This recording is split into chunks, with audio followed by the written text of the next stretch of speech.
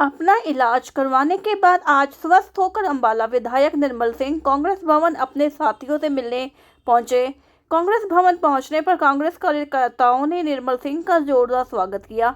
इस अवसर पर हरियाणा के सह प्रभारी प्रहलाद विनोद राय और अंबाला प्रभारी बिशन लाल सैनी भी मौजूद रहे। सबसे पहले चौधरी निर्मल सिंह ने पूर्व मुख्यमंत्री ओम प्रकाश चौटाला को श्रद्धांजलि दी और 2 मिनट का मौन भी रखा। निर्मल सिंह ने कहा कि ओम प्रकाश चौटाला प्रदेश के महान नेता थे।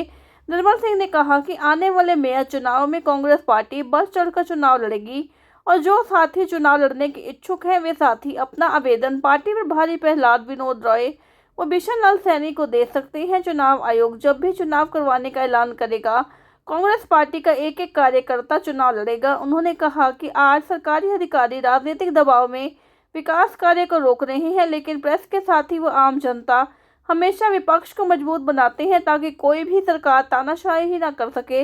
और उन्होंने उन राजनीतिक दल के नेता और अधिकारियों को भी चेतावनी दी जो आज अंबाला के विकास कार्यों में रोड़े अटका रहे हैं। उन्होंने कहा हमें काम करवाने भी आते हैं और सड़कों पर उतरना भी जानते हैं।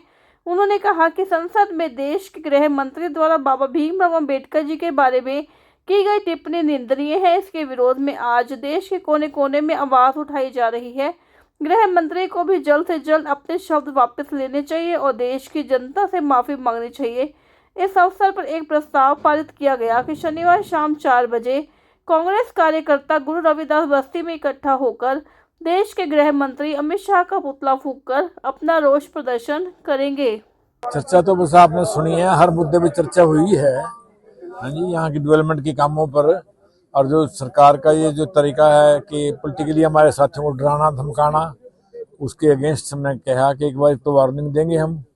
वैसे मैं डिप्टी कमिश्नर से ही बात करी है और सही रिस्पांस दिया उन्होंने, तो चीफ मिनिस्टर से भी की थी।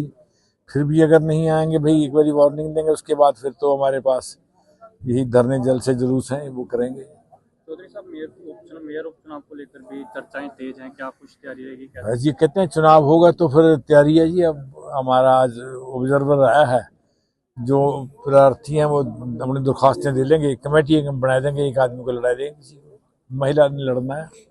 देश के गृह मंत्री द्वारा भी बाबा साहब अम्बेडकर पर आपत्तिजनक, हाँ वो मैं कहना भूल गया, वो तो कोई आज के खिलाफ थोड़ी है।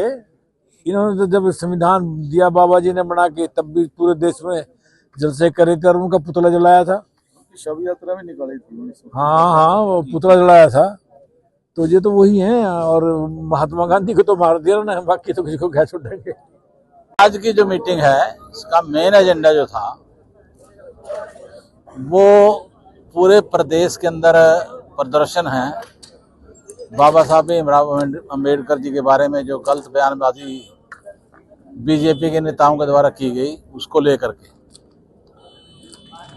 आपने अखबारों में पढ़ा भी होगा कि जिस प्रकार से अमित शाह ने ये बात बोली कि कांग्रेस पार्टी के जो लोग हैं वो बाबा साहब भीमराव अम्बेडकर के बारे में बार बार नाम लेते हैं, बार बार उनका नाम लेते हैं, बार बार नाम लेते हैं।